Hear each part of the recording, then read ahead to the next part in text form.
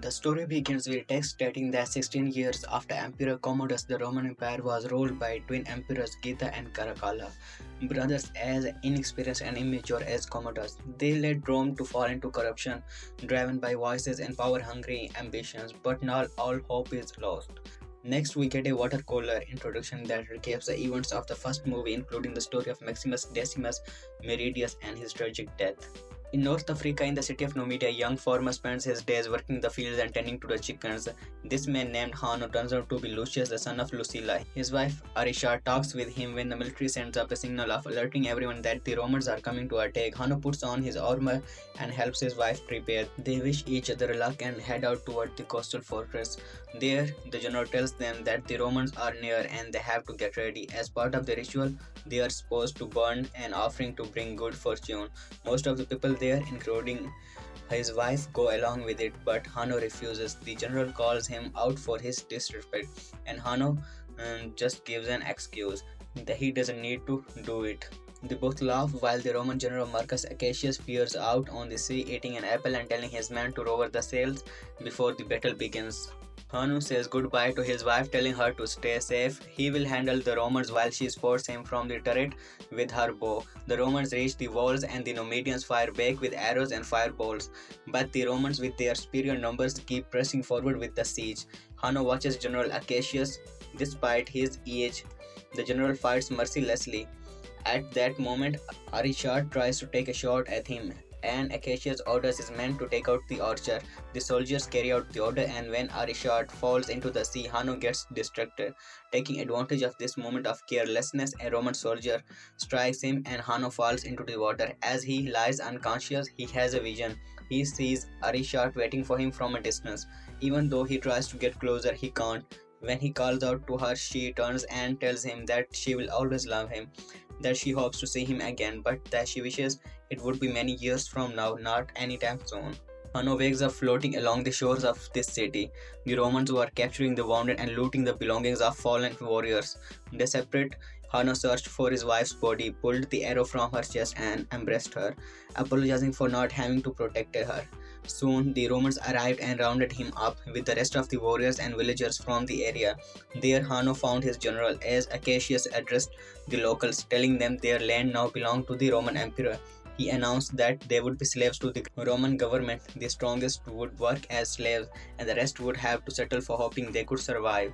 The villagers, consumed by grief, cried for their lost loved ones. To prevent the spread of disease, Acacius ordered the bodies of the dead to be burned. Both Hanu and his general were taken aboard the Roman ships, where they would be deprived of food and endure the worst conditions until they reached their destination. Unfortunately, the general was gravely wounded, and in the following days his health worsened, leaving him weak and in agony with open wounds and a fragile mind. Hanu tried to help him, but the general stopped him, telling him that his case was beyond saving. With a weak voice, he apologized for the loss of Arishad and recalled how, when they first met, Hano had been just a young foreign boy from distant lands. From the start, Hano had been disciplined and obedient, following every order. Over time, the general grew fond of him, and Hano became the best warrior in his army, yet he deeply regretted that fate had led them to this point. The general expressed his wish to soon join his ancestors, for he had nothing left to fight for, but urged Hanu not to accept the same fate.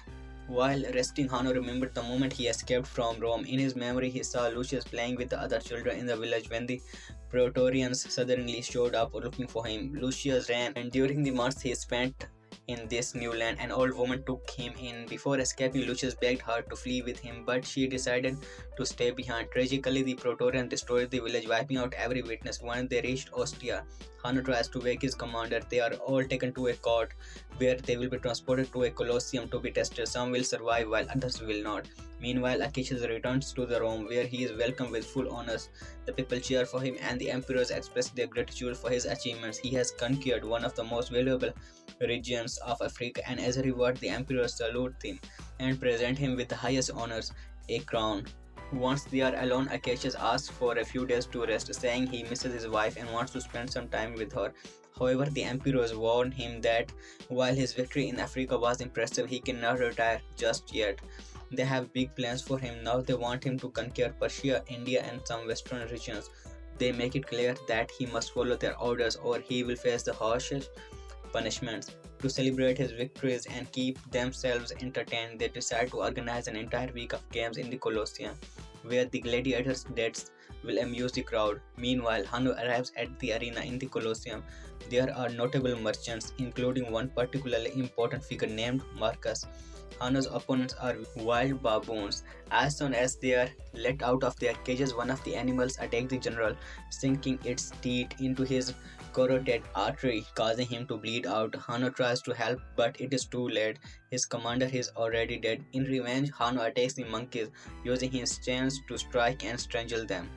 When one of the baboons fights back, Hano bites its arm, ripping off a chunk of flesh.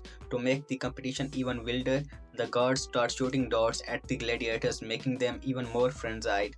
In the end, Hano and a few others manage to survive the fight, leaving Marcus impressed. He decided to buy Hano, making him his most valuable asset. That night, Acacia returns home. The soldiers don't recognize him at first, but when he removes his cloak, they let him in. Inside, his wife Lucilla is waiting for him, greeting him with joy at his return. Acacius tells her what happened, and to have some privacy, he asks the servant to leave. Then they both express their love for each other. When they arrive at the camp, Vigo, the gladiator trainer, welcomes them. He explains that they are now the new entertainment force for his master Macranius. Though they are slaves, if they stand out as gladiators, they will have the chance to buy their freedom. The group begins their training, and Marcus is especially eager to test Hano's skills. The warrior famous for devouring a monkey decides to put him to the test. Marcus addresses him in a friendly manner, telling him that with his strength they could accomplish great feats. However, Hano ignores him, which causes Marcus to order Vigo to strike him. At first, Hano lets himself get hit, but after taking several blows, he defends himself, he disarming the trainer with just a few precise strikes. Just when it looked like he was about to kill him, Marcus steps in and saying he has seen enough and will take Hano to the city zone. That night, Hano reflects on what he used to be. The next day, Marcus takes him to a party where Hano will be the main attraction. Before this, Marcus talks to a corrupt senator and confesses that he aspires to become a senator himself. To pass the time, the senator suggests they place a bet to see which of his champions is stronger. In front of all the guests, Marcus presents Hano, and when his opponents arrives, Hano says he doesn't want to fight, claiming the spectacle is unnecessary and absurd. They're only indulging the crowd and it's not worth continuing. However, his opponent challenges him, and in the end, Hano kills him, causing the senator to lose his bet. The emperors are impressed, especially Geeta, who asks Hano to say a few words. Hano declares, "The gates of hell are open day and night, and people like you deserve to be there." The emperor, shocked and offended, looks at Marcus, who quickly steps in, explaining that Hano is a poet and that his words should not be taken as an insult. With that, they both leave. While Hano is taking a bath, Marcus approaches him and congratulates him on the great show, handing him some coins. He tells him that a slave never gets money, only insults, but a gladiator can earn enough to buy his freedom. Marcus lets him know that with his help, Hano could rise to the great power, but warns him not to disobey or he will pay for it with his life. If, on the other hand, he pleases him, Marcus will give him whatever he wants.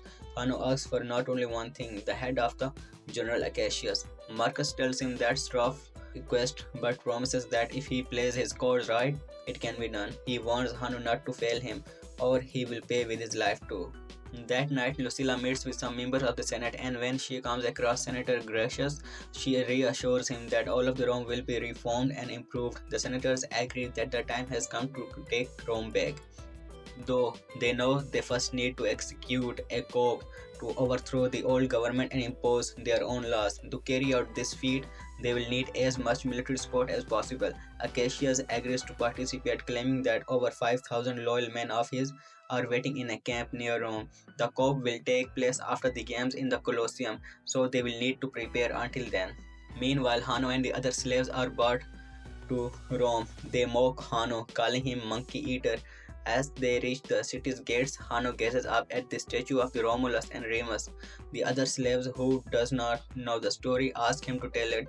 Hano shares that a long time ago, two twin brothers were abandoned as she wolf found them and raised them as her own children.